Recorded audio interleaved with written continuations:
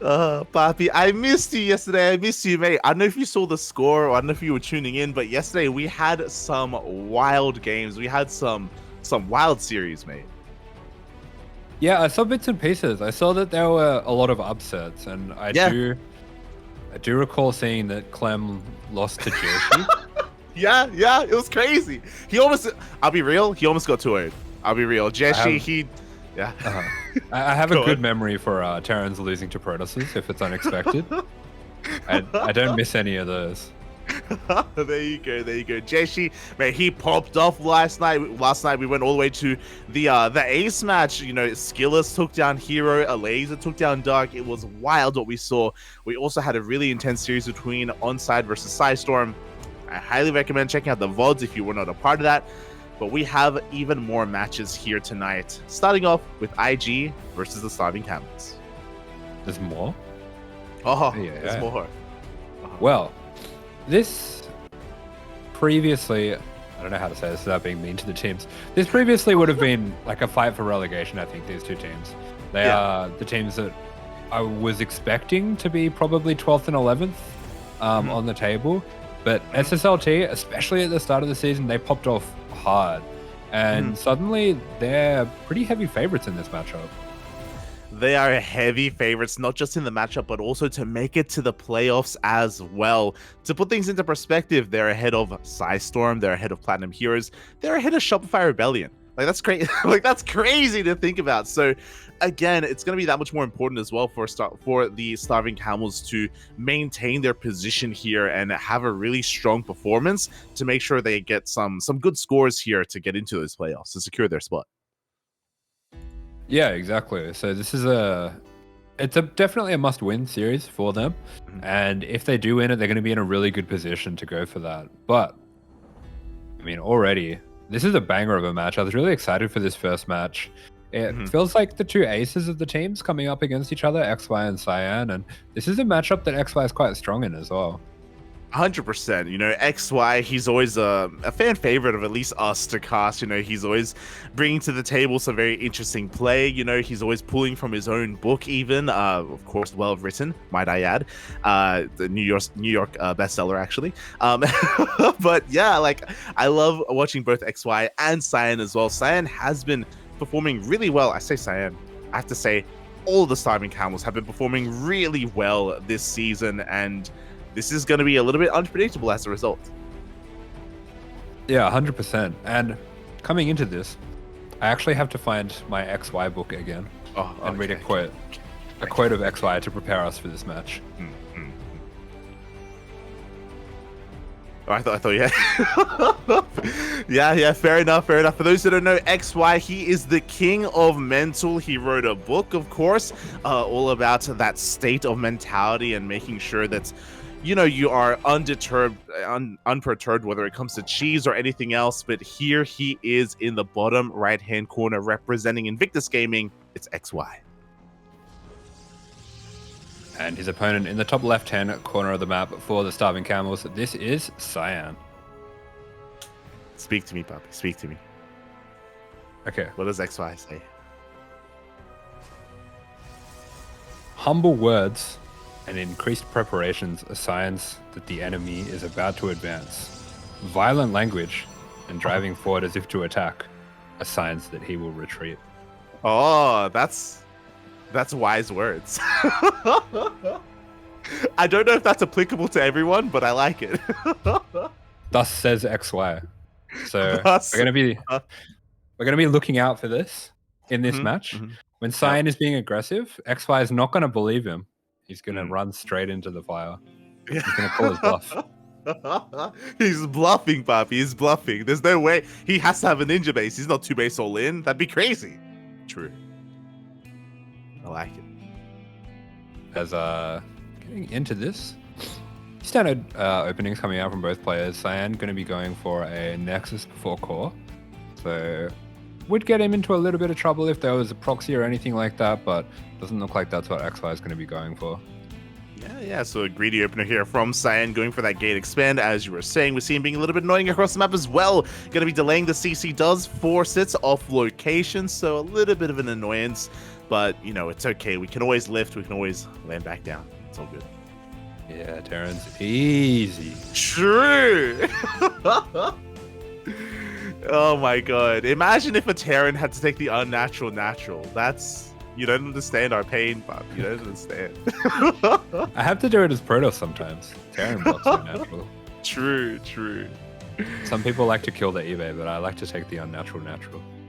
I like the idea of you scouting the eBay as it gets thrown down, and immediately you just go for the unnatural natural. Like, you know what, fine. Just I do the Zerg thing where I send my probe early and I poke it forward a little bit. Anyway, interesting opening coming out from Cyan. He's going to be going for a sentry first. This is something that is fairly new. Actually, it might be a second unit, but the sentry openings are fairly new. They come about because the sentry has a new increased move speed with the latest patch, so they can keep up with Reapers, so you're not just going to die straight up to a Reaper anymore. And they give you really good scouting. So against a player like XY, who's really tricky, who goes for all-ins at some pretty odd times, like 2.5 base sort of things. I think the hallucination scout's going to be really valuable. Yeah, as you were saying that, you know, XY, he's kind of known as a standard player in a lot of matchups, except for this one. I feel like against Protoss, this is where he gets the most wild, the most creative, the most aggressive of all the matchups. So Cyan, I'm sure, is fully aware of that, is going to try to keep up with the tech of XY. And we can see across the map XY just going into his one-on-one, setting up for a mine drop. Yeah, and this is working out pretty well for Cyan, who's gone for a pretty greedy opener here. He will be transitioning into 3-gate Blink, which is very safe to any kind of tank push or anything like that could be coming after this. But yeah, with this hallucination coming in, he's going to see everything that he needs to see. Yeah, with that, he should be feeling safe enough to just get his units in position, be aware that there's no main force coming his way either, as hallucination does indeed confirm all of that. And we should soon be seeing even a third base behind this as well. As you are pointing out, it is not going to be a hyper-committed 4-gate Blink opener, so he shouldn't be too in the base. Oh my god, as he does force a bit of friendly fire. Yeah, really nice. That could be one of the dangers of having those mines just pre-positioned there as if it's going to be a Stargate. Is the hallucination can do that. And XY, very interesting. He's being so passive with his units. He didn't send his Reaper across the map, and he's also being extremely slow to send the mine drop across the map. Yeah, I think the medevac was staying back to heal up all those SCVs, and I mean, you know, I guess yes, he's taking care of his workers. He cares about the Union, but that does mean that he's gonna have a little bit less scouting information as well, right? Less so about the damage, more so about figuring out what exactly Cyan is going up with. Yeah, I'm kind of okay. The mine drop goes out now. Fascinating. This is going to come in at a really weird time as well, though. So hopefully Cyan is thinking about this and prepared for it, as he is getting that third base up and running, and he will be transitioning into Robotech as well. So should be something just like a Colossus or something like that. So much scouting with this hallucination. This is why those sentry openers are so nice. If you can get away with it, if you're pretty sure that your opponent's not going to be going for something like Proxy Marauder, which you could be in a lot of trouble with, I think it's a really nice way to greed out an advantage.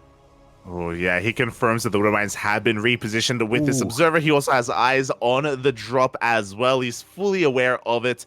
I believe it's within range of the observer, right? Yeah, I think this might be the range. So siege range is slightly longer than medevac vision range. So it's possible that XY hasn't seen this observer. Oh, yeah, that would be brutal. As, yeah, we do have Stalkers in position waiting in the main base for that boost. And XY, he's definitely thinking about it. Has his medevac on patrol there in between the bases. Back at home, he's throwing down additional Raxes. We do have a third CC on the way, so XY isn't going for or setting up for a 2-base all-in or anything like that. Yeah, pretty standard macro play coming out from XY by the looks of it. And I like that he's keeping his medevac just sat there. It's going to occupy quite a few of these Stalkers, meaning that if he sees a whole bunch of Stalkers blink into his base, he can send it in. And if he doesn't, he's keeping Stalkers at home. So it's a good move. Yeah, definitely, definitely. As we can see, Cyan just setting up on 3 bases. We were kind of assuming what the Robotech would be, and it is in fact going to be those Colossi. Isn't going to be crazy like Jeshi and go for Disruptor first or anything like that. I don't know if you were watching, but Jeshi traumatized me a little bit. I think he lost like 15 Disruptors in one game. It was, I was going to say the Disruptor first. That's something that I've only ever seen Zaun do it at a really high level. Where he does the he isn't looking maneuver and tries to catch you out in the middle of the map. Yeah. I mean, if he's not looking, then it works, you know? It's Oh yeah. No, it's terrifying. 100%. But Cyan is not that kind of player. You know, we talk about it all the time, but Cyan, he's much more of the more standard kind of player. I feel like Cyan and MacSed, they're cut from the same cloth in a way, and it's Firefly and Jeshi that are maybe a little bit more wild in their play at times. But yeah, he himself is just setting up back at home, chilling on 4 bases. Yeah, and with this 3rd and 4th medevac coming out from XY, I'm expecting to see him push out about now. This has been delayed a little bit for whatever reason, and that's allowed Cyan to really tack up. He's gotten into his 4th base, which is almost finished now, gotten that Templar Archives on the way as well, and he's got a very comfortable game right now, but XY, wow, XY's just playing this so passively. It's so interesting.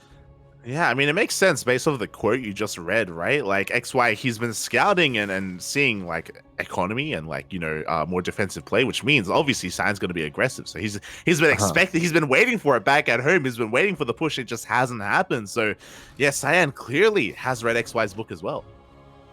Yeah, and XY as well showing, you know, the mindset of the strong. He doesn't need to attack to win. He will let the enemy come to him, and here we go. Looks like that's exactly what's going to be happening. Cyan clearing out some of the map vision here before he does start to look to pressure with these Colossus. Yeah, a couple of Zelts are going to be slipping into the mineral line as well. They do get a couple of SCVs for their troubles, but the army is repositioning in time. Mine shots are going to be going off. Good force fields here. Do cut off at least some of those Marauders. Yeah, really nice force fields, and they're going to be saving those Matrix Colossus as well, so that's really high value. Gets rid of the energy on the Ravens, keeps all those important units safe, and is just looking to slow down XY. But XY, I love this. Going for the mid game mine drop. The cannon's going to be prepared for it, but that doesn't stop the damage from going down.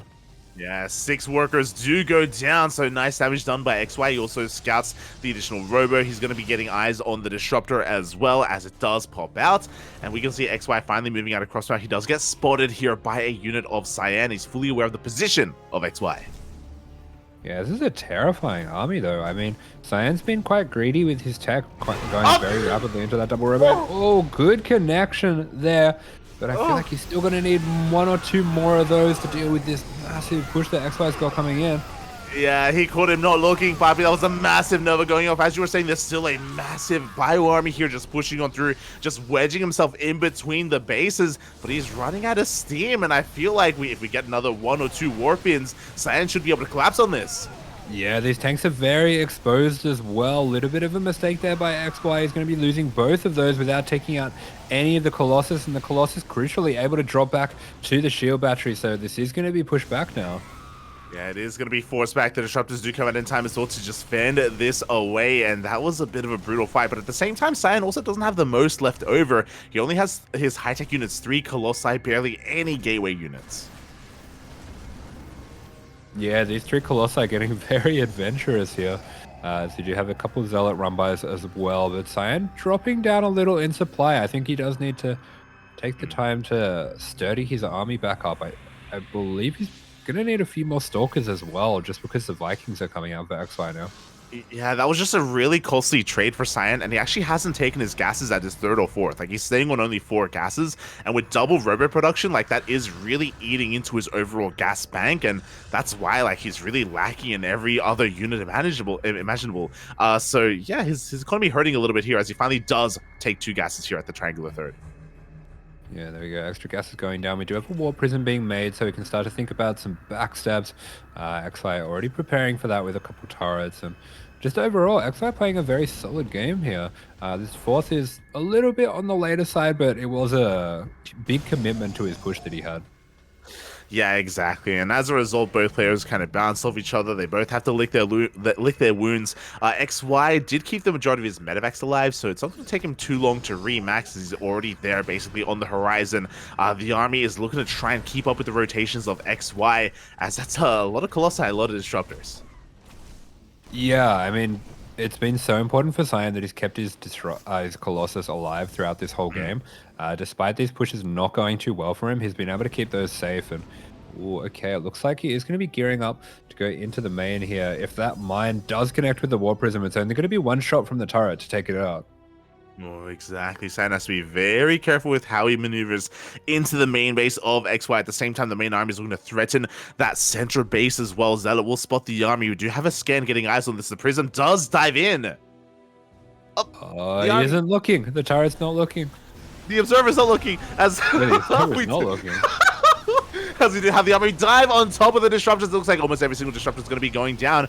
It looks like a decent trade for XY, but I think he did take an over to the face as the Zealots do make it into the main. Yeah, good amount of tech units go down, but while this is all happening, Zealots in the main taking out all of the SCVs, and I think XY is really going to have trouble getting enough units out to even deal with these Zealots. He will be able to eventually clean them up, but this is just so much damage that's going down, and behind this, Cyan throws down a DT shrine. That's really smart. As soon as the game gets chaotic, those DTs are going to get involved. Yeah, exactly. Especially after all these SCVs do go down, I imagine we're going to be mule hammering like crazy for the Terran player. Because he's Cyan even smiling to himself a little bit there as he gets another warp in into the main base. Zealot's going to be wreaking havoc here at the third, and the main army of Cyan is finally being active once again on the map, looking to clash with XY. Zealots. That's what he's thinking. You're like, I've been there before, Papi. I know what he's thinking. No, I'm not fast enough to look. I look after the game. When the game finishes, I look back and I'm like, whoa, the Zealots killed everything. That's crazy. Fair enough, Papi, fair enough. As the armies do bounce off each other, no major engagement. Anova did shave off a good amount of bio of XY, but for the most part, Cyan was forced to back up, but he's looking for another fight.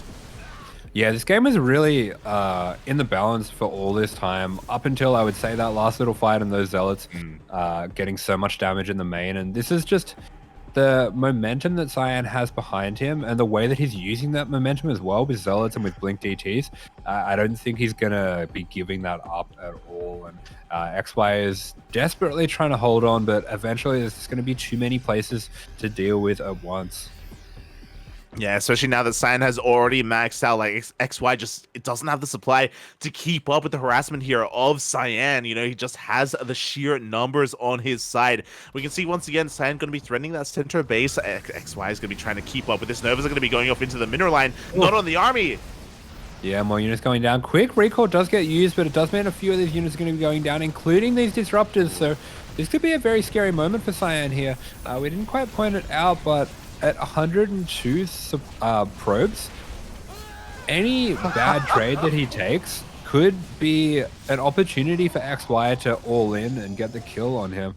So he has to be really careful that he keeps the momentum going. It took me a second to register what you just said. It's crazy. Yeah, he's gone full house. Yeah, he's gone full house, as you're saying. He has double the worker count of XY right now. Over 100 probes.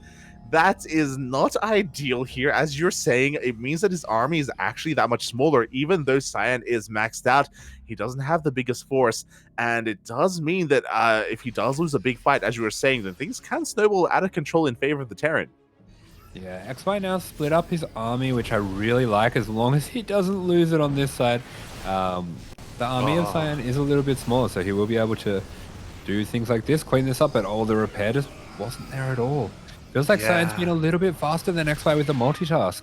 Yeah, exactly. Cyan just a little bit too quick. XY wasn't able to save his planetary fortress. It does go down. XY still has a pretty threatening army. You can see the army supplies. He does supersede his opponent by quite a lot. We'll see if he can make use of that, as we can see Cyan trying to collapse on half of the army of XY. Yeah, and that's exactly what he's going to be doing. XY trying to take the best fight that he can, and he is going to be going for the full surround here. Big disruptor shots collecting with a lot of the ghosts, and I think there just isn't really enough here. The Zealots are just going to overwhelm the bio. He can't stutter on both sides, and it's a close fight, but the game in the end, not so close. Cyan takes the win. Wait, was he like holding in a laugh there? Which is G Yeah. it What the looked hell? like it. GG, well played. Cyan does take game at number 1, and as you were saying, things were really close for the majority of that game, for like the first half of that game. But we saw the Zealot run by the counterattack really cripple the economy from XY, and from that moment, Cyan had the momentum for the entirety of that game. It was quite difficult for XY to wrangle it back from him. Okay, I have another XY quote. Okay. Just to prepare him for this game, to get him the win. Yeah. The stronger men will be in front, the jaded ones will fall behind, and on this plan, only 1/10 of your army will reach its destination. Oh, okay. That's deep. So initially, I thought he was talking about like simming marauders forward to like tank bailing kits or something like that, But he's also kind of saying that like if you lead with your strongest men, they die first, and then you're left with nothing. So yeah, there's a lot you can take from that. As a Terran player, what do you take from that? I take from that, if you lead with your ghosts, they get hit by disruptors, and 90% of your army strength is gone. Yeah, that sounds like a Terran mentality. A spawning in the bottom left-hand corner for IGXY.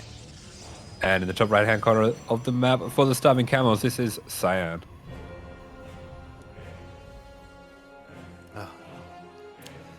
So I get it now. Okay, so the passage basically is telling XY, keep your ghosts safe. You know, keep them back, Bobby, keep them back. Or if you do push them forward, you know, take care of them.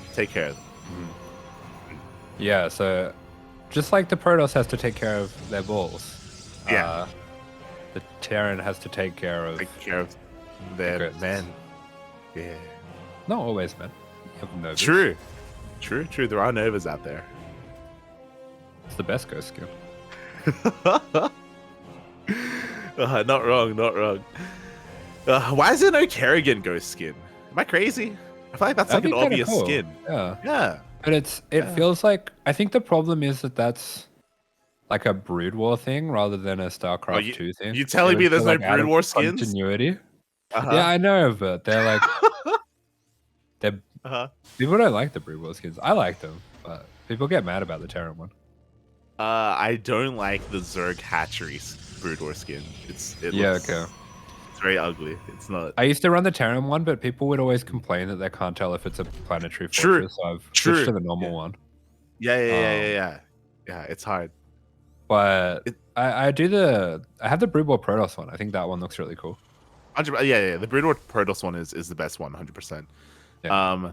For the planetary carriers, the blimps, they're so cool. Yeah. I don't have that. I think the problem with the planetary is that the gun is so like thin. You know, it's so like small, right? It's not overt enough. You can't tell when it's building. I think you can tell when it's finished, but you can't tell when it's building. Yeah. I mean, it's not going to get fixed, but it's not going to be changed. But you're not wrong. As we're getting into this game, and some different openers here. We do have a Rax expand set up here from XY, but he does actually hide his CC in his main base and does keep it hidden from the prying eyes of the Protoss. Yeah, he actually does get the kill on the probe, which is huge. That's really going to confuse Cyan here. I think this was a little bit of a punish for the fact that Cyan was going for such a late scout. If you noticed in that last game, his scout was so late that it only just arrived in time to block the CC. That was so clutch, but it does see the CC flying over. Because he was so late on that scout, I think this was designed to kind of just punish that, or at least with a mind game. It's a bit of a soft punish, but XY doesn't need big advantages. He likes to play solid. He's got that strong mentality. Exactly. He's got the mindset of the king, Bobby. And Cyan does eventually figure it out. Of course, as you were saying, with the Adept, he does confirm the CC. So now he's fully aware of what his opponent, or at least what the opener was. And we can see Cyan has been mixing it up. This time, there is no Twilight Council. There's no Blink. Instead, we are going for a Stargate opener into an Orb. Yeah, and XY going for a really interesting opener. He shows a Cyclone first. And then he's going into a mine drop behind it. This is really unusual, and it's going to be the last thing that Cyan's expecting. Yeah, as a result, this drop is gonna be and we see why. It's gonna be a little bit light on those widow mines, but we are filling it up full of marines instead. We're moving out across the map as we speak, and Cyan doesn't have eyes on this, but the adepts are moving out. Yeah, okay. XY is just blind countering Stargate. He's an animal.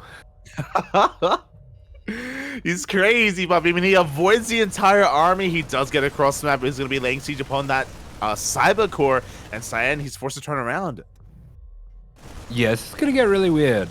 He pulls back with those adepts, but with 2 oracles going into the base, we could be losing a lot of SCVs right now. Yeah, exactly. There's not much anti-air at all. Even here at the natural base, workers are falling left and right at the same time. The adepts do make it back at home in time alongside these stalkers. They get us around on the army, but no, the mine shot goes off for the adepts. Yeah, so the adepts go down as well. The medevac is kept alive, so we still have high ground vision. The oracle's killing absolutely everything over here, and XY really needs to get into those mineral lines to try to equalize his damage, but I think it's just been a little bit too long now, and he's not going to be able to. Yeah, exactly. That's 14 SCVs going down, basically a mineral line. But what do we have at home to defend? We have a shield battery, we have an overcharge, we have 2 stalkers, and Immortal is on the way. Boys have to be pulled, but the tank has shown up. Oh yeah, and that tank really changes things. This makes things very difficult, especially with that battery overcharge already having been used. We're even going to have a lock-on just draining that even more. And now Cyan's in some real trouble. XY is even pulling some boys to reinforce this, which I think is a great decision. Yeah, the boys are being pulled. We do have a Void Ray and an Immortal, so again, Cyan is making everything he can with what he has with his very limited production capabilities, as we have another gateway on the way. Is this going to be enough to break the Terran player, though? Ooh. The Immortal dives on forward, the Void Ray goes down. Yeah, Void Ray goes down, Immortal goes down as well. There's just not enough here. There's no shield battery overcharge available, so we can't keep these units alive. This Immortal, the Robo is in a really unfortunate position. I don't think it's going to get out anyway, but if it does, it's probably going to take a shot from that Liberator. Yeah, exactly. The Robo is going to be going down. Void Ray shows up to try and focus on the Liberator. We'll get the Liberator, but that is all it does get. The boys have to be pulled once again, but against 2 tanks, the workers can't do anything. Yeah, the tanks are shredding the units. Really important to take down these SCVs. Oh, but he's not shooting the SCV, he's shooting the turret. The turret does get, I think, cancelled at the last minute, but there's just way too much here. I think XY is actually going to be able to do this. Yeah, he's leapfrogging forward with turrets, with bunkers, with tanks. A 3rd tank joins the fray. And alas, Cyan just had no production, had no gateways. We now have 1 gateway in the main base. We have 2 more gates on the way, but the cyber core did go down. That had to be rebuilt as well. Oracles are catching a tank in the middle of the map, which is nice, but Cyan is losing his natural. Yeah, we were talking about the power of the 2 base all-ins of XY, and that's exactly what we're seeing here. And now Cyan is really struggling to deal with this. I will say though, it might be a little bit difficult for XY to get up this ramp, just because most of his army strength relies on the tanks. The anti-air is very slow. He has to either crawl forward with the bunkers and turrets, or crawl forward with those non-stim marines. So because of that, things are going to be a little bit complicated. Yeah, and I don't know how I feel about this. The Void Rays, okay, they were actually just trying to catch reinforcements. They do turn back around to come in from behind. Tanks continuing to leapfrog forward here. Cyan, bearing in mind that he is still mining from that natural base and is still actually producing probes there as well, as XY tries to push himself up this ramp. How much time is Cyan going to get there? How many more Void Rays will he be able to pump out? Yeah, I mean, these Void Rays are coming, but there's still 2 more Vikings coming out here. They should be able to kite those Void Rays pretty effectively and at least take out 1 of those. This gets really weird as well for Cyan, because XY's actually been able to rebuild his economy, so this contain is suddenly very annoying, and I don't think XY actually has to force his way up the ramp. Yeah, exactly. I mean, I kind of want him to rotate over towards the 3rd, not gonna lie. If he is able to take that down, then that should be game, but for the most part, his attention is on the main base. But we have shield batteries, we have an overcharge as well. The Stalkers trying to chip away whatever they can. They do get a couple of Marines, but we lose a Stalker.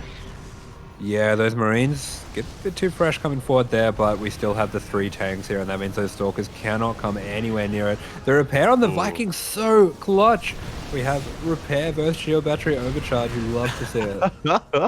The Viking barely does survive, and The army for Cyan is slowly getting larger. We're warping in a couple of Zealots as well. I think the Zealots are being warped in behind the army at the third base. Yeah, there we go. He's amassing an army force around. I don't think he has charge though. He just rebuilt a Twilight Council, or maybe built one for the first time. I think he'll just have to go for it with so Zealots, and it looks like he's just about to pull the trigger here. Oh, we have the Unsiege, and here we go. We're diving on in from both ends. As you were saying, it's going to be slow. Lots are going to have a hard time collapsing on this army. Immediately, the Void Ray does go down behind the forces of Cyan, but he gets on top of the tanks. Yeah, but even with the tanks going down, I think it just might not be enough. The bunker stands strong. The Void Rays are going down. It's going to be so close, but XY behind this has been able to get his economy up and running, and I think he should be fine. Even if this does eventually get cleaned up, Cyan's going to lose all of his army in the process. Yeah, exactly. The Vikings, they land, and they don't fare too bad against the vanilla gateway units, not going to lie. Without charge, without blink, this Terran army is still quite terrifying to deal with. Yeah, Vikings actually shred Stalkers. It's pretty much the only unit that landing Vikings are really good against. It's quite funny. It's crazy, Bobby. It's crazy. Cyan is getting a ninja base. He's sneaking out a base towards the top left-hand corner of the map, but the Vikings are started stepping forward. The boys have to be pulled here against the Vikings, and you never want to see that. Yeah, you hate to see it. Vikings, I did lie. Landing Vikings are not just good against Stalkers. They're pretty good against probes as well. They're good against everything, Bobby. But yeah, specifically probes or workers and stalkers. Oh, we do see more SCVs coming across the map here to repair as well. I love that we actually made additional Vikings and we're reinforcing with them as well. And he's breaking the natural, or the third. But not drones. That's weird, isn't it? Yeah. I think that's like the only thing in the game that works like that. The Vikings do bonus damage to probes and SCVs, but not drones.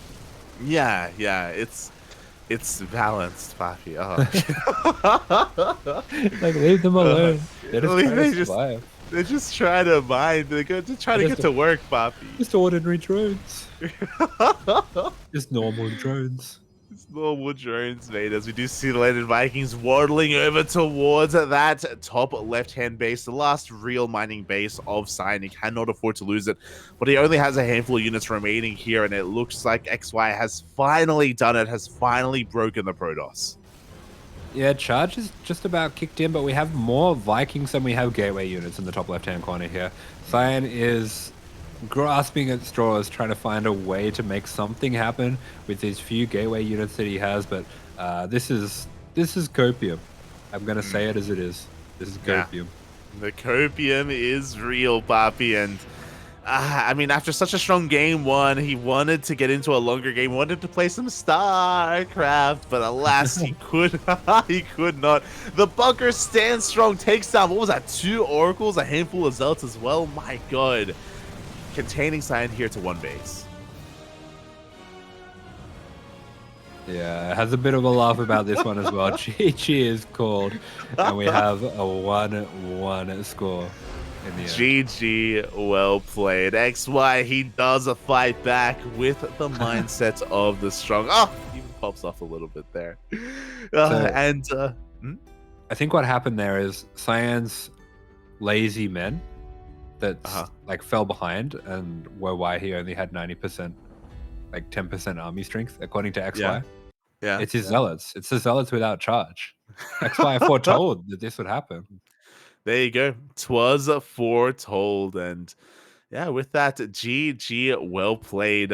We have a tied up series here at 1-1 between these two lovely players, and that does keep things up in the air. Moving forward from here, things aren't going to get easier here either. We're going to be getting into a ZVP between BreakingGG and Firefly. Okay. Now, I did say Cyan was these two were ace players, but I kind of forgot about Firefly. Firefly has been a massive star for the Starving Camels. He's actually had a really fantastic year so far. Performing way above where I thought he was at, and I think where a lot of other people thought he was at as well. Yeah, I think Firefly is like vying for the #1 Protoss in China slots, and there's a lot of Protoss players in China. To be fair, like Cyan and MacSed and Jeshi, but Firefly does feel like he's maybe a cut above the rest. Like, he has been performing so well in WTL. He has proven himself to be the ace player for their team. And as a result, it's going to be a bit of an uphill battle here for BreakingGG. He's going to have to bring something special to the table if he wants to bring down Firefly. Yeah, that's right. But I will say, I predicted this to be a 1-1 because I remember seeing BreakingGG do some very creative game 2 cheeses. So I'm predicting a Team GP maneuver. Oh. Losing the first game, winning the second game. And I think he's going to do some kind of gas first all in. Okay. I agree. I think that is going to be an all-in at some point here from BreakingGG. I want to believe. I think he's done the Team GP maneuver before. Am I crazy? I want to say he's at least set up for it. You know, he's done the. He's lost game 1. I remember that. I do remember that. Yeah, but I kind of. Yeah. I think I'm getting him mixed up with someone else. Was it him that mined out the back of the minerals on Neo Humanity and did a Ling Flood against a Protoss? That was Silky. That was Silky.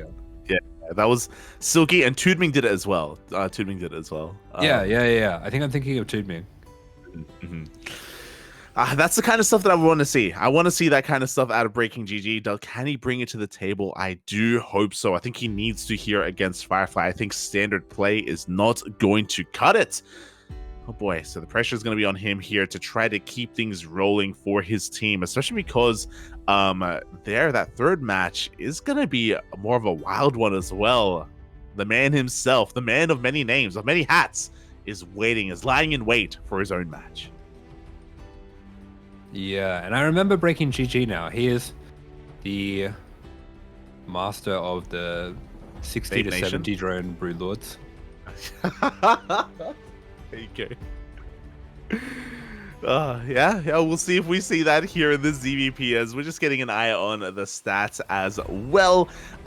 Just going to be looking to compare them a little bit here, and apparently they've got pretty similar mindsets. Apparently. Yeah. BreakingGG's kind of got like half of his side has been shaved off. Like a truck just like was driving past him and just nipped off the edge. Yeah, it's kind of weird. I think I would give him some extra points in offense. I think he's a pretty aggressive player, and I would give him some of that as well. But apparently they are just completely cutting off that right-hand side for his stats. Aye. No micro. Fair enough. You're an animal. You just have PTSD after that ladder session, after what was said to you. Aye. True. After winning. Oh god. But yeah, game 1 is gonna be taking place on Royal Blood. Not the quirkiest of maps, you know. It's not large like your Ancients or your Altitude. It's not too small either. Is it just right? I mean, maybe I don't know what. Yeah. When it comes to like the middle of the pack in maps, like what would you go for? What would you say is in there? I don't know. I think Royal Blood is on the smaller side. ZVP, it gets really weird because a lot of the time I'm seeing Zergs go very aggressive, like staying on like 70 drones or 75 drones or something like that, and attacking into the middle in between all 4 bases outside the natural. And I feel like that can be really difficult for the Protoss to deal with just positionally. Just because it's really hard not to leave one of those edge bases exposed. Yeah. Like if you are able to take control of that center area, then that can be really powerful, and it applies to a lot of matchups, but in ZVP as well, right? If the Zerg player is able to wedge themselves there, they can kind of cut off the Protoss player from one of those fringe bases, whether it's the 4th base, whether it's the 3rd base, and get a lot of damage done that way. So that is something that Firefly, I'm sure, is going to be aware of and has to definitely be wary of coming into this game, coming into this map as well, depending on how he plays it out. Because I know we've been focusing a lot on BreakingGG, but Firefly as well, he can be pretty aggressive in this matchup. Yeah, I feel like he does have a lot of versatility here. I know he does play a lot more defensive against Terran, but against Protoss, He's very capable of playing those robo styles that have been kind of coming in and out of popularity, but I've also seen him be very aggressive with blink stalkers, very greedy at times also. I think, was it Firefly against Lambo where he was just kind of Yep. rushing up to a very fast fourth and daring Lambo to attack and was just unbreakable. Yeah, yeah, he is the. I mean, that's how they beat Shopify Rebellion. You know, Firefly, he was able to dance all over Lambo multiple times actually in that series. So, yeah, he has shown his ability to prepare for his opponents. I'm also reminded of his series against Cham. I'm always gonna. I don't know if it's a good thing, but I'm always gonna remember Firefly versus Cham, where Firefly did do so well hiding his Stargate opener into 6-gate Glaive Adepts, where he just completely caught Cham off guard. And a part of that was actually even proxy gateways across the map to really help sell the story and help be even much more aggressive. So that was terrifying. Actually, I don't remember that, but that's so cool. I really like when Protosses do that, where they're fully committing to an all-in, so they don't even bother with the robo. They just go for proxy. Yeah. 100%. Oh god, it was terrifying. It was terrifying. It was on altitude. Of course, a much larger map, so easier to hide something like proxies. So yeah, I don't know if we're gonna see that here throughout this series, especially on Royal Blood, but something to bear in mind. Yeah, that's actually wild. That would be cool to see again. It scarred me for life, Poppy. Never again, Poppy. Never again. But yeah, we definitely will see. It looks like the players are just kind of getting ready here, just getting the lobby ready as well, making sure that everything is available. Of course, I'm sure the players are here. There we go. We're loading on in, spawning in the top right-hand corner of Royal Blood. For IG, it is BreakingGG. And in the bottom left-hand corner of the map, you would not believe your eyes, is Firefly. Let's go. Do you reckon this game took a while to start because he has to listen to that song in its entirety before he starts? Oh, yeah. Twice. He has to listen to the original, and then he has to listen to I can't believe my eyes. You can't believe your eyes. Yeah, that's it. You would not believe your eyes. You would not believe your eyes. Beautiful. Beautiful. Uh-huh. The players are so unlucky that they don't get to hear us. It's just a better version of the song. What can I say? It's just as we are getting into this, so far hatch gas pool opener, BreakingGG is able to get his natural up. Yeah, looks like we had a extractor trick just to make sure that hatch would get up early, but isn't going full Eric with the 15-15-15. Just going to be getting that slightly earlier hatch. Yeah, exactly. He's able to make sure he avoids any kind of weird base layout shenanigans. Is going to have a bit of a stronger start to this game, an easier defense against oracles, against something like Glaive Adept. So, pretty good start here for our Zerg player.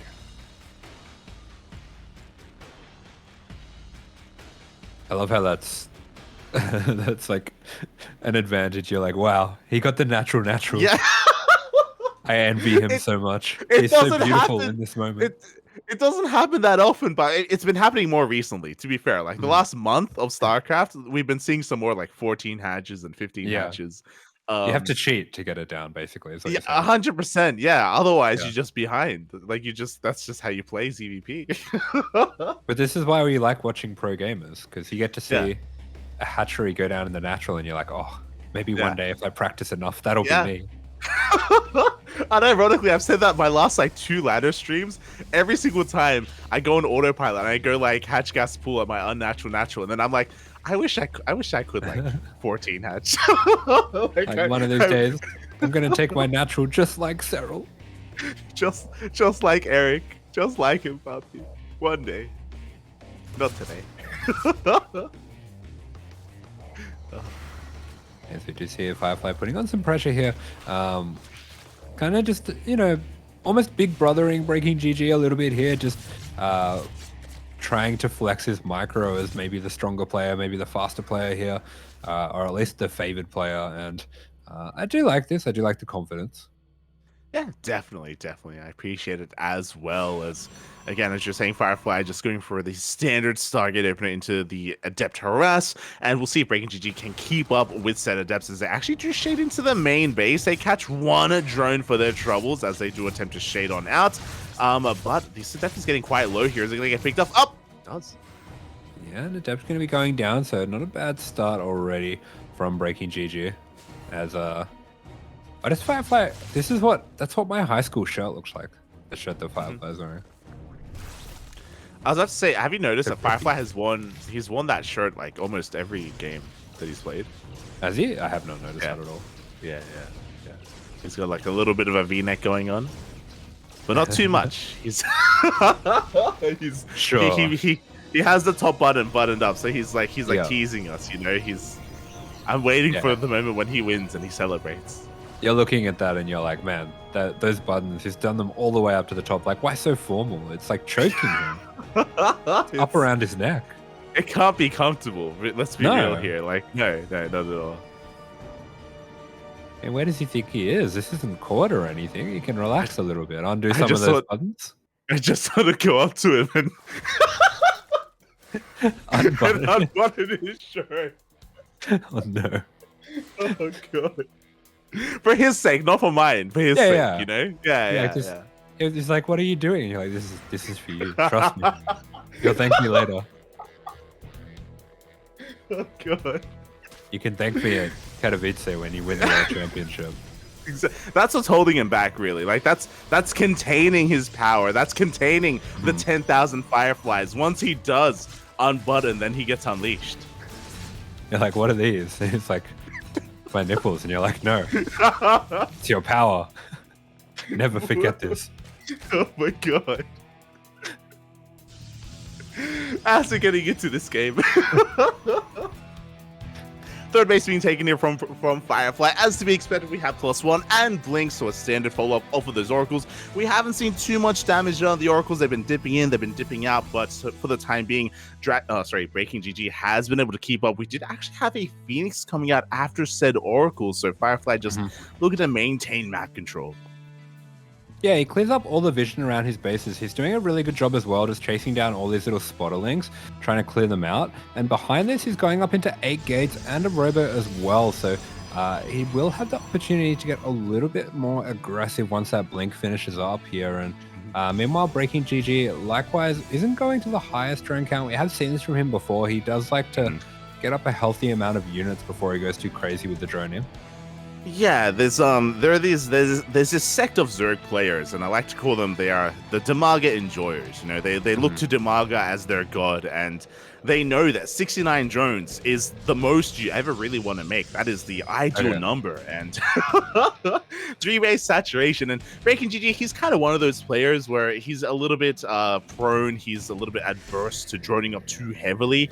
He's a little bit afraid to do so. He wants to, you know, just rely a lot more here on the mid game, on his mid game composition as well. And as a result, he has a pretty decent army already waiting for this.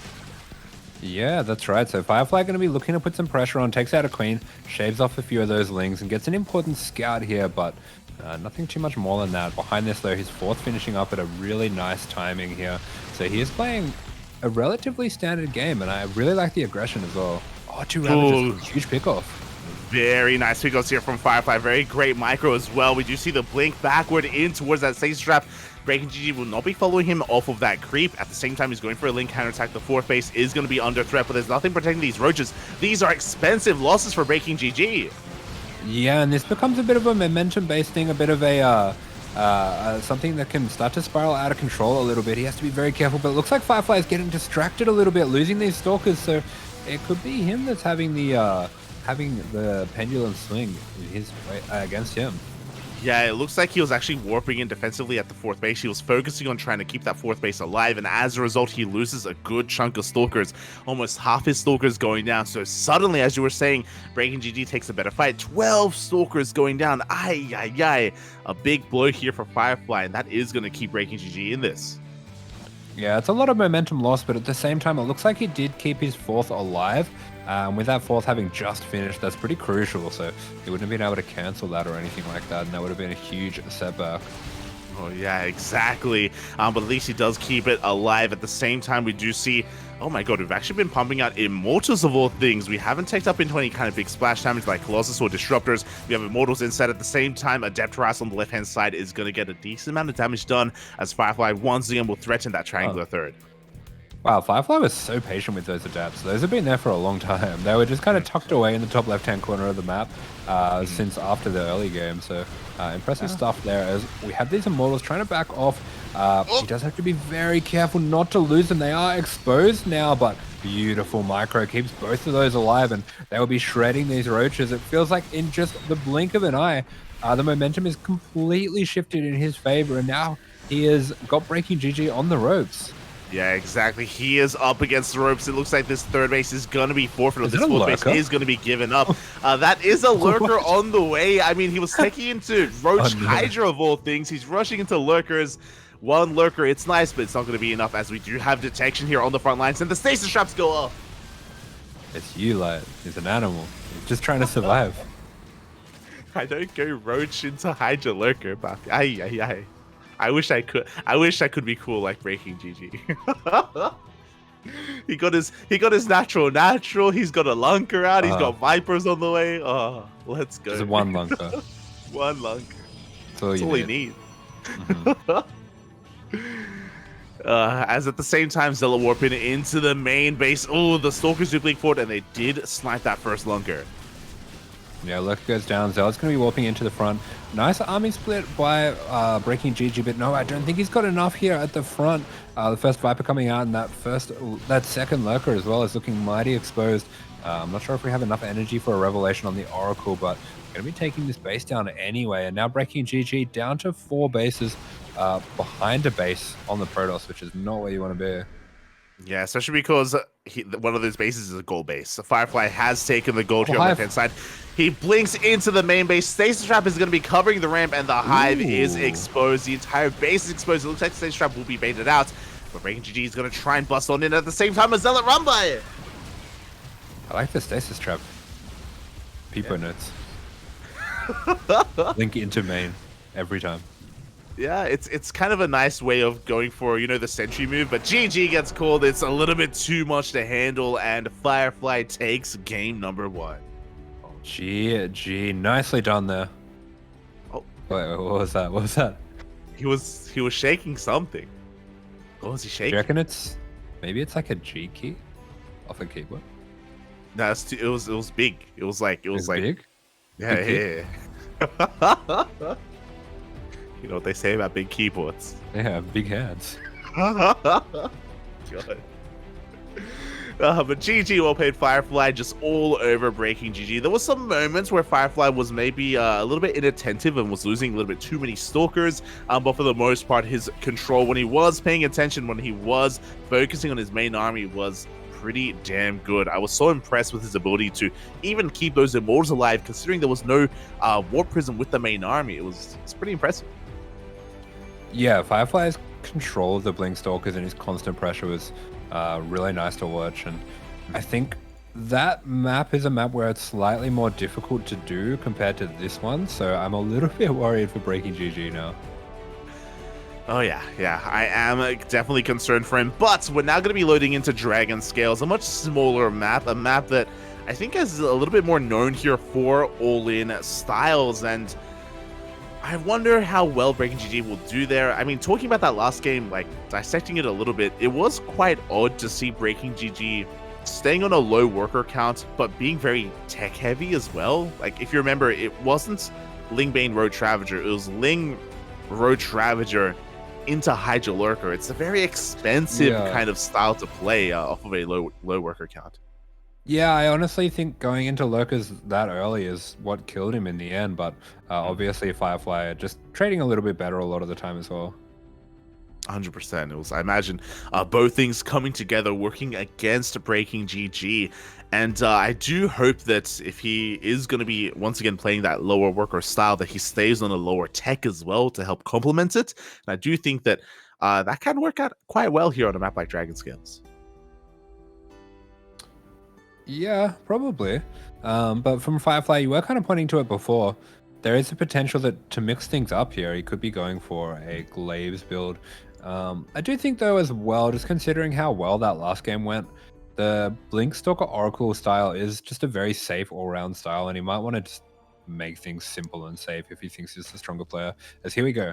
Spawning in the bottom right for Invictus, it's BreakingGG. Spawning in the top left-hand corner, we have, for the Starving Camels, Firefly.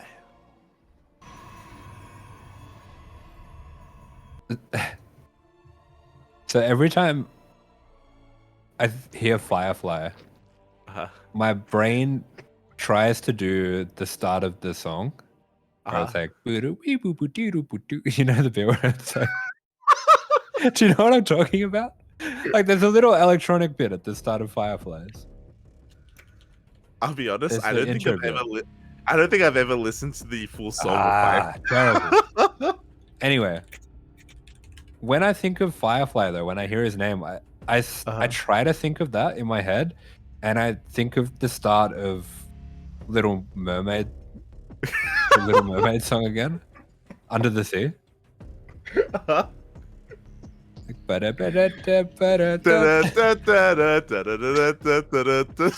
think you would not believe your eyes. 10,000 fireflies. I don't know how your brain connected these two things, but I approve. I approve. BreakingGG. BreakingGG. Yeah. Oh my god. Have you seen the new Little Mermaid movie? Oh, is it out? I don't know. I don't think so. I'm kind of, as long as it has songs. If they do a Morlan and it doesn't have songs, it doesn't exist. Yeah, for sure, for sure. I don't think I've watched any of the Live action.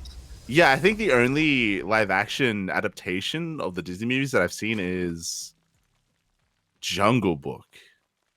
Oh, that was good, but it was a little bit creepy as well. It was a little bit odd, yeah. With who was the guy? Who was the voice of the monkey? That wasn't like full live action, right? It was kind of animals Yeah. with human faces. Yeah. Yeah. It was animals with human faces. With Mowgli, he was live action. Yeah. Yeah. Christopher Walken. That's it, Christopher Walken. Yeah. Yeah. It was really weird listening to him sing. I kind of want to watch that now. I don't think I've seen it. I've just seen clips. I just looked up like Christopher Walken clips. Yeah. It was really weird having him sing that song.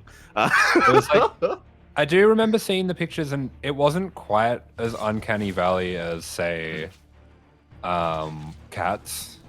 Yeah. Or Lion King. Mm-hmm. Lion King was the live action Lion King sucked. Yeah, I did hear that. That's the reason why I haven't watched all the other live action ones. They were just like, we're going to give them animal faces, so they're just going to be not very expressive. Yeah. Like isn't that like the polar opposite of the point of the Disney movies in general? Yeah. Where they're meant to be more emotive and Yeah, exactly. Yeah, it's okay. We'll make our own Firefly Under the Sea crossover. It'll be amazing. The little Protoss. Yeah. Yeah, there you go. Can you imagine if this was the Data C map pool and we got to see Firefly on Data? That would be amazing. Can't remember how to say it anymore. Is it on Data Data C C or on Data C? On Data C. On Okay. Data C. Yeah. Yeah. Yeah. I'm trying to remember if it's data or data, and I'm saying neither. Oh god. Bring back the dream pool. Let's go, Buffy. Let's go. Speaking of Bahana, Boardwalk. True. It does mean family. I'm pretty sure I beat Security and Ohana. industry. I don't think I played it all on Ohana when it came back to the dream pool. Why don't we have the Terran pool? Let's have purity and industry. That's what we have right now. What do you mean? What are you No, talking about, Poppy? The Terran pool is real. You don't have to dream. Coping so hard. Pride of Altaris. Let's go. Drew. Terran, man. Terran, man. As we're getting into this game, and for the time being, it was a Stargate opener. Once again, into a Twilight Council and a Forge. This time, no Blink. This time, we're going to be going for Charge first instead. And once again, Firefly doesn't overcommit into the Oracles. He does make 2 Oracles into a Phoenix. Yeah, the Phoenix makes a lot more sense now because it does clear out its vision and it keeps BreakingGG in the dark for exactly what's going to be happening. I love this move as well, picking up the Queen and then going in with the Oracles, and there's going to be so much damage going down and really not that much hull damage on the air units either. Behind this, BreakingGG is going into a pretty early Baneling nest, which I think is going to be really strong against this mass charge lord style. It looks like it is going to be a charge lord Archon attack on 3 bases. Yeah, exactly. I mean, this gateway explosion is pretty insane. We do see BreakingGG rushing across that with Mass Ling to try to punish this, but alas, like the SimCity is looking a little bit too good. We have a stasis trap here, add to the natural base with this warp in of would-be Archons. Firefly is perfectly safe and sound, and I actually don't think the Archons were scouted. Yeah, I don't think anything has been scouted here. Firefly's done a really good job of we often talk about it when Protoss players go for a Void Ray first, that they are hiding what they're going to be doing by showing the same opening both times, and then as soon as the scouting is cleared out, changing up what they're doing. I think he's done that really effectively this time, but behind this we saw BreakingGG going into Lingbane, getting that Roach Warrant as well. Actually getting 2 Roach Warrants. I don't know if he's going to notice that. Oh, yeah, exactly. 2 Roach Warrants on the way. Baneling run by doesn't quite connect with the mineral line. Did get a bunch of Zealots. And what's important is that the Archons have finally been found out. So now BreakingGG knows that he has to be a little bit more Roach Ravager heavy, less so on the Ling Bane, or at least has to be very careful with how he engages with this. Wants to make sure that he does connect those Banelings with the Zealots and not those Archons, as a Firefly is already pushing out. Yeah, Firefly is going to be sending it straight down the middle, and how is he going to get reinforcements? Actually, see if he's... Oh, that's a massive stasis trap. That changes everything. Oh my god, that was so clutch as well. The Banelings were literally just about to explode on the army of Firefly. The stasis trap goes off. Zealots make it into the 3rd base, and we are now looking to push into the natural. Banelings are waddling on in, though. We're going to be able to clean this up, but that's a lot of workers going down. Yeah, I actually can't really imagine that this would have gone that well if that stasis trap hadn't landed so big there, but it did, and we have a whole mineral line at the 3rd going down when BreakingGG was already a little bit light on workers, so this is really successful for Firefly. Both players pretty low on that supply here, but I think Firefly is starting to break through. Yeah, exactly. I mean, oh my god, 24! Because at the same time, he did have Zealots at the 4th base as well. 24 drones go down. The economy of BreakingGG is almost non-existent. And Firefly has so much time to rebuild, to remax. BreakingGG, he has to go for a counterattack because he has to do something with his army. He has to somehow stop the Protoss as Firefly works towards a 4th. Yeah, and these constant small Zealot run-bys are just so annoying to deal with. We have 2, 3 Zealots down to the bottom left. We have another 2 at the 4th, another 3 threatening through the middle. This is just so much for BreakingGG to deal with, and Firefly is being so annoying with these, just pulling them back whenever the army responds. Yeah, exactly. Just means that BreakingGG, he just can't be active with his army. He has to pull back time and time again to protect what little he has back at home. And that means that, of course, Firefly is free to rebuild their army, to saturate that 4th base. We can see BreakingGG droning is not going to be going for an all-in. Oh, he even shakes his head on camera there. He knows that he's in a really rough position right now. It's going to be so difficult to recover as these Oracles even get out of control. Yeah, the Oracle's going after the Queens, take out 2 Queens. The drones are left completely undefended. I mean, BreakingGG already taking some risks to be droning here at all, and the drones even go down. Yeah, exactly. 5 drones, the larva, the Queens as well. The only way that BreakingGG can come back in this game is if somehow Banelings find their way into a mineral line, but no, they get caught out as well. The economy of Firefly is looking strong, and his army looking stronger. Yeah, Firefly looking very powerful in this matchup. This Immortal is a little bit exposed, but man, look how many Stalkers are barreling down here. I just don't think that there's going to be any way this can be defended. Oh, does he? Yeah, he does pick up his own Immortal. Yeah. Let's go. The slick moves coming up from Firefly, picking up his own Immortal, saving it from the Lings on the low ground, on the ground even, as we are going to be pushing on forward. File is going to be connecting with whatever they can, but the Blinks are looking too good. It looks like BreakingGG is getting on top of the Immortals at least, but he still can't deal with these Stalkers. Yeah, one Immortal going to be going down here, but we do have the Prism to micro the second one. The Stalkers are just way too much. GG is called, and Firefly with a beautiful 2-0. And are we going to get to see what he has there? Show us. Show us. Let's go. Let's go. Oh, we're not done. Oh, the grapes. The starving camel. Let's go. Those are massive grapes. He's not stopping anymore. GG. Wait, that's what grapes? They're huge. They were. That's what I was saying when you're like, it's a GG, but no, mate. It was like a giant ball, like just a huge grape. Their grapes are massive, Poppy. Oh my god. That's how they've been doing so well in this competition. They've just got the bigger grapes. They've got the bigger grapes, mate. What can we say? They just got them bigger over in the IG house, mate. They sorry, the starving camel house even. And yeah, that's crazy.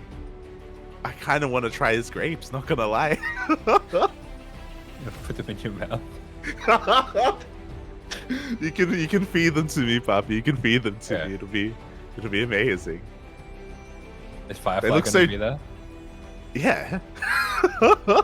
Is this part of the whole button shirt thing? Yeah, 100%. Where you're like unbuttoning his shirt while he's feeding you grapes. Oh no. Get out of my fantasy, Asher. What are you doing right now? Oh my god. As GG, well played. Congratulations to Firefly as he takes it 2-0 with a massive pop-off, of course, in the celebration. Flaunting the big grapes for the starving camels, of course, it is what they're. I still don't understand the meme. If anyone in the chat knows, let us know. Because I don't know why the camels are eating grapes, but maybe I shouldn't question it. Maybe I should just embrace it. Yeah, I feel like you wouldn't be starving anymore if you had a punnet of grapes that's that big. Yeah. I mean, camels, they do have like, don't they have like 2 stomachs? They got, it takes a lot. I don't know. To be well fed. I know cows have a few stomachs. Oh yeah, they've got like 4. Yeah. Yeah. Oh. I don't think that means they have to eat more. They have to eat 4 times as much. That's just math, Poppy. What do you mean? What are you talking about? As we have one final best of 2 here for this series, and this is still in the flux, I should say. It's going to be MacSed versus TooDming. The Starving Camels need one win to take the series. If MacSed gets the 2-0, we go into the ace match. Yeah, and Organize is going to be giving 60 to both players, so apparently this is a very even matchup, and the difference is going to be between the strategy and the defense. I don't know who is who because there's literally no way of telling from this screen. Yeah, I imagine MacSed is the defense ? And TooDming is the offense and strategy. Yeah. Okay, yeah, I could see that. Okay. And we're here. We're on the map. We're on Neo Humanity. We have seen TooDming be hyper aggressive on this map. We've seen him mine out the minerals. We've seen him try to go for drop alerts into the main base as well. We have options. We have strategies. We have a lot available here on Neo Humanity. Do you think he does it again? I feel like he's going to do it again. He has to, right? I mean... I feel like MacSed's going to know, and he's going to check, and he's going to see it, and then die to it anyway. That's the thing, right? Like, it's a build that we've seen, that we've like, all eyes were on him at the time, and I'm sure a player like MacSed has studied his opponent. I'm sure he's gone over some of the VODs of those matches, and he should be aware of the tendencies of TooDming on Neo Humanity, so it's going to be a little bit harder to really catch him off guard. A lot of shoulds, though, because maybe MacSed hasn't watched. Maybe he doesn't know. Maybe he hasn't seen. Yeah, true. Although, I don't know. I feel like they've probably played a bit before. They probably play on ladder. But maybe they're both on buckets. Maybe. As in top left-hand corner for the Starving Camels, it is TooDming. In the bottom right, of course, for IG, we did have MacSed as well as we get into our ZVP. Oh boy, as my eyes are on the Zerg. As always, Bobby. Oh. Oh, he gets the hatchery. Amazing. This new technology. Yeah. There we go. You love to see it. The 15 hatch into the 15 pool. 15-15 coming out from TooDming is going to be able to get a pretty nice, solid base setup here. Clearly, TooDming is a bit of an Eric fan. You love to see it. I feel like TooDming always did this. I might be wrong. Maybe. I feel like he's one of those players that just has a weird opening. Like, I know Mio does it from time to time as well. Mm-hmm. Yeah. Maybe they're all in the same Discord server. The aggressive Zerg players, Poppy. They know, Poppy. The one that decides to patch the Zerg. Yeah. Discord. What are you talking about, Poppy? We're good. Well, one of these days we'll get a Zerg patch. That'll be the day. Yeah. The Hydra's even faster. They're not fast enough. We need the ultras to be smaller. That's what we really need. Ugh. Yeah, don't you want them to be nerfed? Isn't that what you want, Asher? True. Yeah. Unhealable. You just can't click on him. You can't. They need to have like a vibrating hitbox, so like excuse me, oscillates around your mouse. Excuse me. You try to click it and it just like warps around your mouse. You want them to vibrate? Yeah. Okay. Why not? Fair enough. TooDming, he does not pull back into gas, so he's not fully committing. He's not going to be fully committing to any kind of weird, crazy Link Queen Flood or anything like that. It's just getting into the swing of things, getting into a bit of a delayed at third base, actually. Just focusing on his Queen production before he does get into that.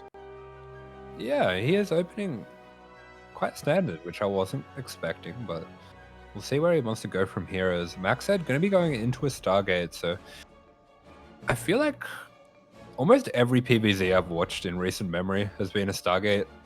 It's becoming pretty clear that it's just a very safe, solid way to play, and honestly, you can just do it both games. Like, you don't have to risk going for a Glaze build or anything like that. Yeah, exactly. You don't have to mix things up when it comes to your openers. A Stargate is just so damn solid here for the Protoss. So, that's why we do see it time and time again here from so many of them, like MacSed, for example, as well. Oh my god, that is such a delayed link speed. Jesus Christ. I assumed that he had gotten link speed first and then pulled out, but he just never pulled in. It was crazy. Yeah, I mean, we've been seeing this a bit. Laser was doing this too, just going for a very late link speed, specifically on this map, as we're seeing both players cut some corners. So because of the narrow wall off, MacSed's just gone for one gate into his third nexus. So he's cutting that corner, and then TooDming getting the extremely late link speed, which I think you can get away with just because the all the entrances to the bases are very small and can be defended by queens. Yeah, exactly. And as we saw, there wasn't even any adept harass either, as we were or as I'm sure MacSed was well aware, that the defender's advantage was just far too great to really contest against. So yeah, TooDming able to get away with cutting those corners, is able to get into a pretty standard setup overall, working towards his eventual link speed, saturating his third bases. No early lair, no early gases, nothing too crazy. Pretty straight up here from TooDming. GT Shrine. Oh. Do it. Do it. Do it. Do it. Do it. Do it. Do it. Do it. Do it. Speaking of, I don't know if you noticed, but TooDming actually went for a 4-minute 30 lair timing here in ZVP, which is far earlier than we typically expect. We have the Roachhorn on the way as well.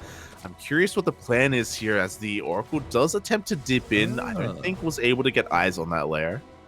Do you think he's gonna drop a load some queens and hit this third? Oh. I mean, there's no overlord speed, but yeah, maybe we could see something a little bit different like that. I'm curious.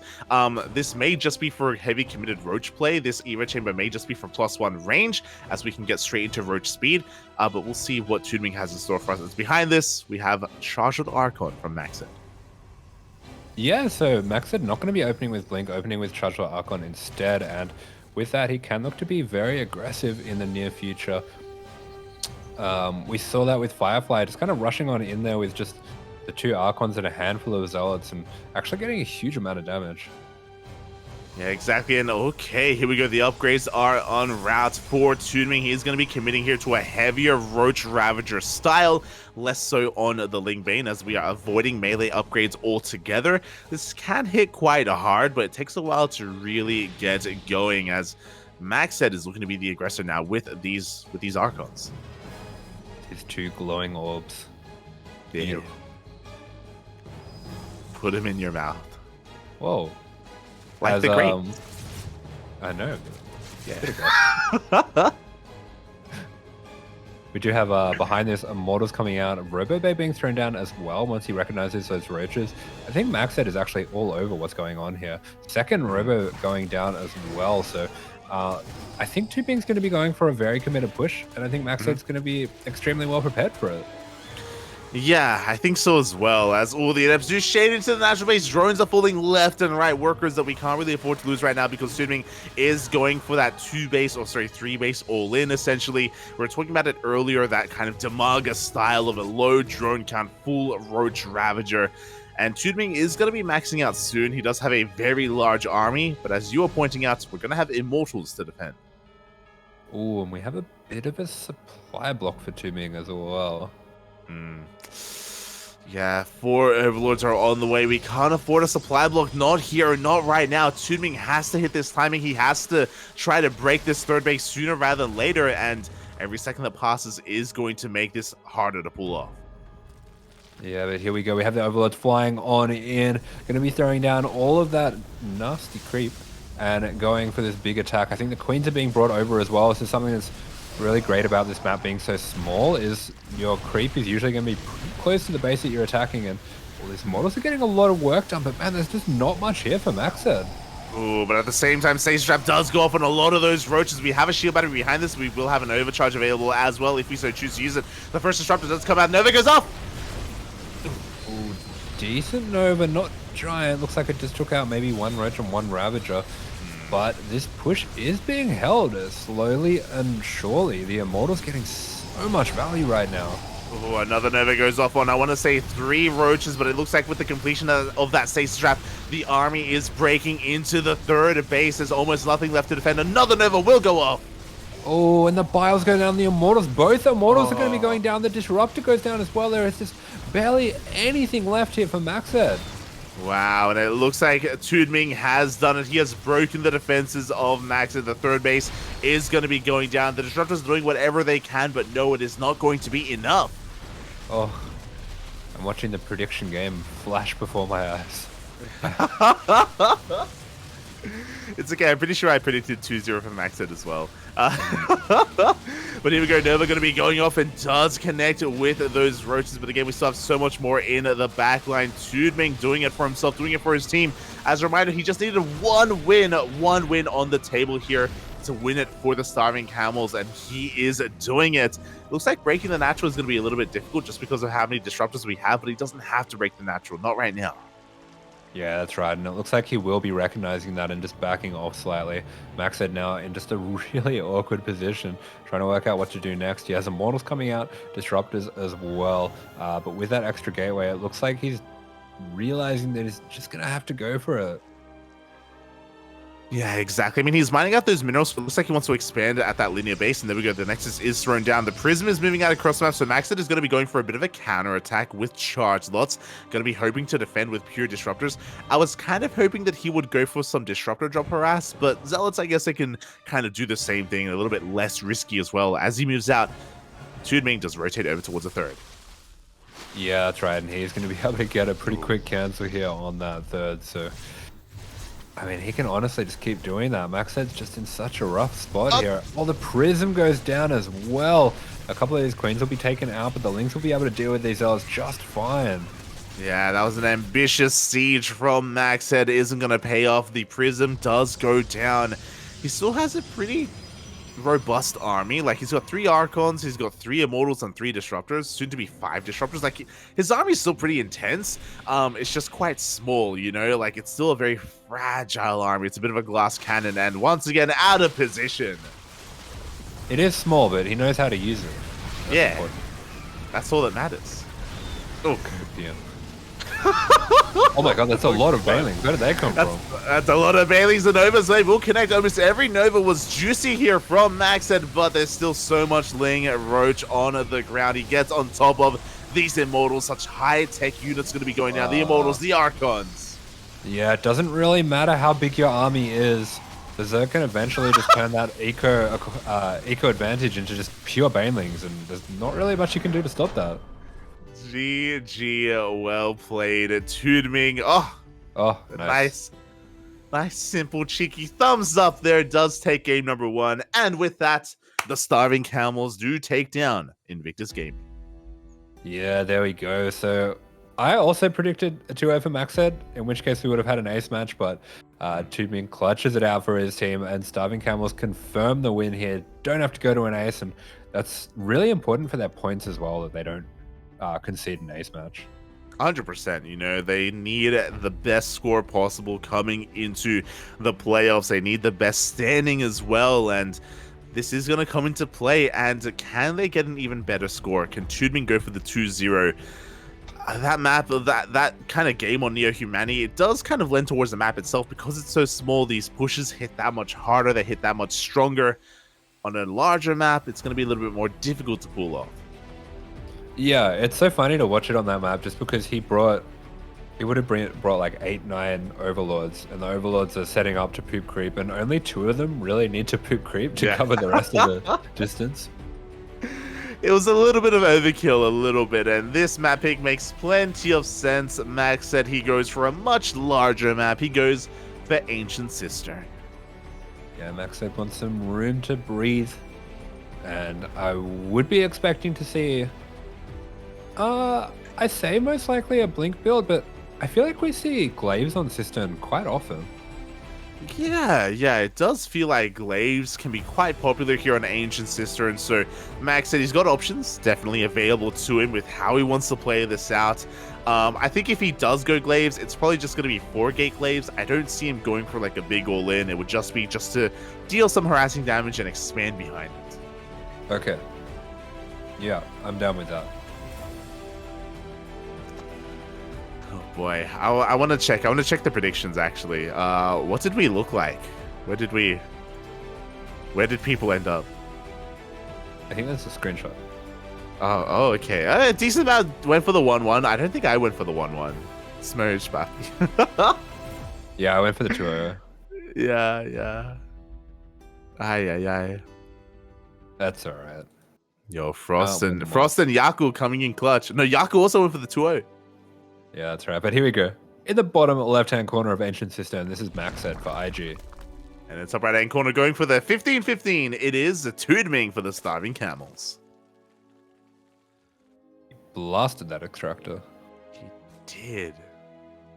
Exploded. I would love it if like you did the oversupply thing, and after the drone comes out of the extractor, it just like starts to swell up and then just bursts. Wait, it dies?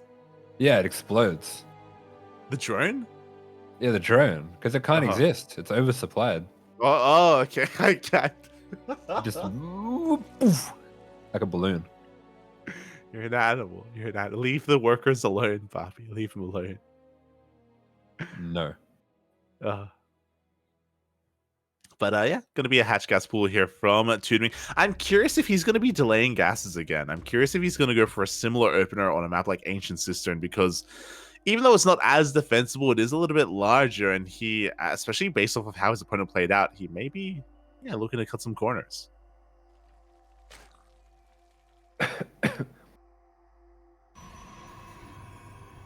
Stay with... Yeah, okay, no, I'm just deciding whether to go down this train of thought that I'm having. I'm not going to. Where's the train? Where's it headed, Papi? What's going on? It's not good. Where are you taking me? No. We're gonna leave that one to be an inside thought. Okay. Do you want me inside? As once again, oh God, TooDming is going to be going for just the 2 lings. He's been doing this quite a lot and going for a very late gas. We saw this in game 1 where Yeah. he delayed his speed massively, and he's Mhm. going to be delaying it, I think, maybe even more in this game. Yeah, this is what I was really curious about, if TooDming was going to go for that. He does get the gas geyser, but we'll see if he even decides to saturate it, as for the time being he's focusing on his mineral saturation. We have a third base on the way and still 0 gas mining, but there we go. He does end up pulling in a little bit later, but again, link speed isn't the most important of upgrades here in ZVP. Yeah. Yeah. I'm curious about it. I wonder if there's something that does punish it, but we're not going to be seeing a Twilight out of MacSed. It is going to be that Stargate once again. Yeah, I feel like Mhm. I think DT would do pretty well against it, right? Because you're delaying your gas by so much. So, like, there's no way you're going to have a lair. And, like, link speed's pretty important there, too. Yeah, I do think that if we had to play like hero or classic playing, where they're like hyper, or even max hacks where they're hyper aggressive with their first 4 adepts and they go up to 3 oracles, I do think that that potentially TooDming would be pulled apart, trying to defend against that kind of aggression.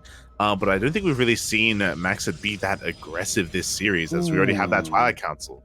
Yeah, early Twilight Council. This could be a Glaive transition here. Mate, this screams Glaives. Let's go, Bobby. There is no Forge. I believe this is the first Oracle as well, and we are going to be cutting additional Oracles here in favor of that upgrade. Let's go. I haven't seen this build in a little while, and I think this is probably could be an adjustment to the late link speed, the late gas in general, just knowing that I think the other thing about getting that so late is you're probably not going to be going into roaches from there. Yeah, I imagine so. Or again, it's just going to take such a big commitment to try to transition into that and take additional gases, as we have 3 gates on the way, 4 gates for the time being, with Glaives of course in production, and the Overlord is going to be hunted down. TooDming has no idea what is going on. Yeah, he actually has no idea at all. He goes for that +1 again. So he's really expecting this to be that same build or that same hero style from last game. Makes a small flood of lings as well to press the 3rd, so he might be able to put together what's going on if MacSed's forced to warp in extra adepts to deal with this. Yeah, I'm getting more and more concerned, because I think we just threw down a couple of additional gateways. We are droning. If we make another wave of drones, then TooDming may not have enough to defend, as, okay, thankfully he is making another wave of lings behind this. He is going to be cutting workers here at around 50, which is okay. And he should have an army here to keep up with these adepts. Yeah, but he doesn't have a Rich Warren, like, at all. Yeah. I think he's just dead. It's not just he doesn't have a Roach Warren, he also doesn't have a Baneling Nest. So he doesn't even have the other option here to help deal with this. It's just pure Ling Queen to defend. The Adepts are going to be revealed. Lings at a high enough number, they can surround this army, but not like this, as the Adepts are just forcing their way across the map. Yeah, there we go. And now TooDming does spot this, and no reaction just yet. No reaction at all, really. It looks like he's just going to have to defend this with lings. Massive surround coming in. And we get the immediate recall from MacSed.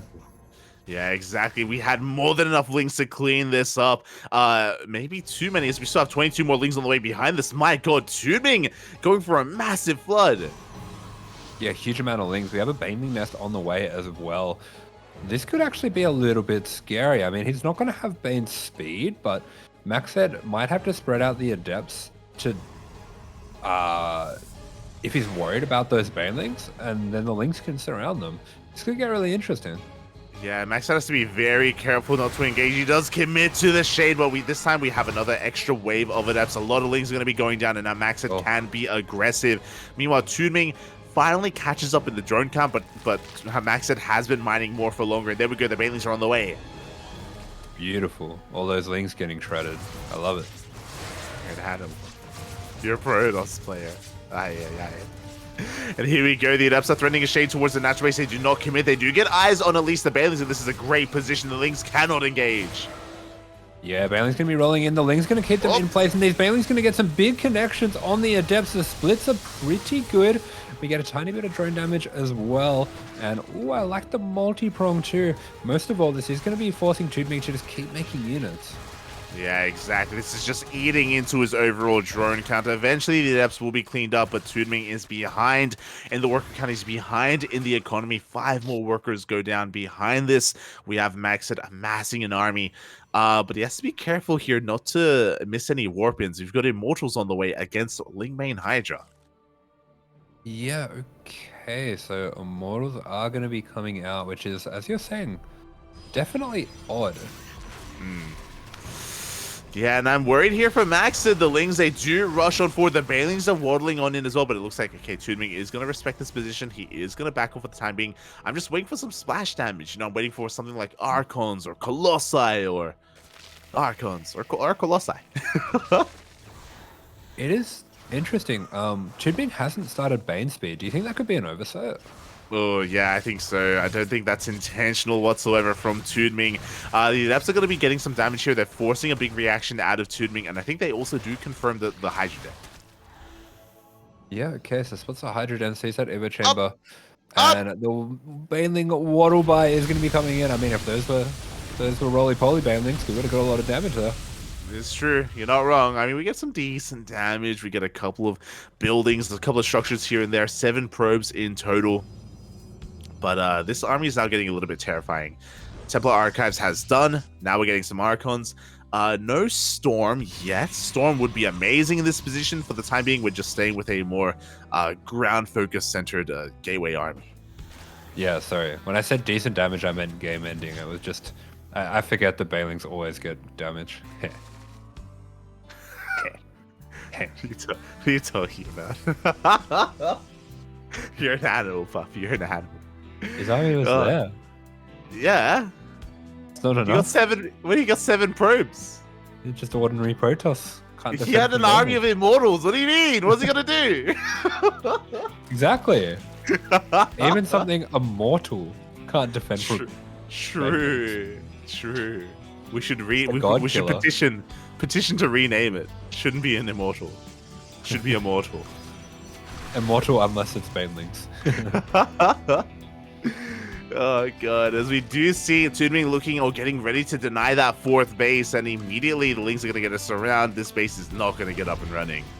Yeah, I love how TooDming's playing this, but look at this army from MacSed. This is really a powerful army. He's got a bit of a stats army going on here.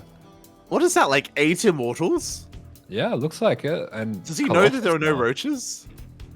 I don't think he cares. Oh my god, what am I seeing right now? As Adepts are trying to shade across the map, looking to threaten that 3rd base. That's forced once again TooDming to pull back some Lings all the way back home. We see him rotating over. He wants to try to hit that base. Bathing speed finally starts at the 10-minute mark. Aye. We did it. Oh, this is a terrifying force that is he's getting on in, and the Banelings looks like they're going to be getting some good damage anyway. They go off on these Immortals, and yeah, the Immortals just really not able to trade that well against the army that TooDming's made here. I mean, the Hydras shred those Immortals. They really do. The Hydras, the Banelings do detonate into the middle line. 23 probes go down. MacSed cannot stand up here to TooDming. The massive Immortal style not really paying off here, not against Lingmane Hydra, but finally we have some Colossi. Yeah, the Colossus are here. We're continuing to warp in Archons. I mean, this has been a pretty rough game for MacSed. He's really struggling to keep even 4 bases up. And TooDming's played this so well. I love that he hasn't really overextended at any point. He just forces the engagement, forces the damage, takes out tech units, takes out probes, and then backs off again. Yeah, exactly. You know, never overcommitting, never overextending. Has to be careful, though, as again, the Colossus are going to be pushing on 4. They will force a cancel on these Banelings, but the others will finish. Yeah, there's a bit of an adventurous morph on those Banelings there, but these ones going to be getting on top of those Colossus. The Colossus getting very low, but getting low isn't the end of the world. If he can keep these alive, that's a really great trade. And oh, it looks like he's actually going to be cleaning up TooDming. Yeah, the Hydras are going down, an expensive loss for TooDming, but TooDming, he does have an economy behind this. He can rebuild his army. MacSed is pretty all in. He's down to 47 workers. He just doesn't really have much going his way. He has to end the game here and now or do some critical damage. Yeah, those Colossus are very low and Bane speed is finally kicked in. So if TooDming can buy enough time to get up some Banelings, I don't think those Colossus are going to be staying around for much longer. Yeah, exactly. The Queens are brought to the front line. The Bailings will finish up. The Lings come in for a wraparound as well. And it looks like MacSed just doesn't have enough. And TooDming, he needed one game. Oof. He gets both. He gets both games in the end. There's almost nothing less. A hot pick up there from that Colossus, but it barely is alive. Mate, they're starving Camels maneuver. They don't care about your Team GP maneuver. They want both games. They're coming for everything. Yeah, they're crazy. They come in waiting to take game 1 and game 2. Not too many teams do that, Bobby. It's crazy. No, that's some Mario level mindset though. It really is. It really is. And with that, I don't know what else we do have remaining here. As yeah, I mean, we have that one Colossus, you know, whacking its heart out. Yeah, we do. I mean, someone told me StarCraft 2 doesn't have hero units, but I don't know. Speaking of hero units, look at these +2 Banelings. Yeah, the Banelings, they roll on in. Another mineral land is going to be going down as well. And as the Banelings do detonate, the stream just can't handle it. We're censoring it for the Protoss players. I mean, those Banelings, those +2 Banelings, they're so powerful they can even take out internet connections across the world. The modems have been blown up, but yeah, it's just hard to imagine a world. There it is. GG gets called, and can we get the stream back in time to see the celebration? Does he have grapes? Eat the grapes, Papi. Eat them. I thought you said crepes. Oh, I'm so hungry now. Okay. I want crepes. I want the grapes. I want the grapes as well. As I can see a GG. Yeah. Unfortunately, the clean feed is just struggling a little bit, but we do get the GG in the end, and TooDming will take it 2-0 for himself for the Starving Camels. Yeah, it will be censored, but we get the win in the end. Yeah, exactly. Hopefully everything is okay. We'll let the WTL admins know, of course.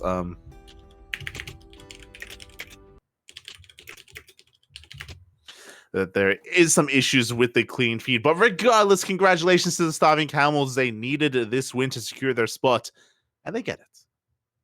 Yeah, beautiful stuff. Oh, amazing celebration by TooDming as well. You love to see it. Yeah, I can't believe he fits so many in his mouth. Where did he get all those grapes from? And why isn't he chewing them? He's just swallowing one after another. Oh my god, it's great. Stop, Papi, stop. Oh god. I know he's drinking. Someone help. That's Firefly. Firefly's here to the rescue. Yeah. He saved him. He's there for his boy, Papi. He's there. He was the one feeding him. He gives him the maneuver. The Heimlich maneuver. Yeah, the Team GP maneuver. Yeah. Good job, GG. Well played. And with that, that is going to be the conclusion here of our first series, of our first matchup of the night.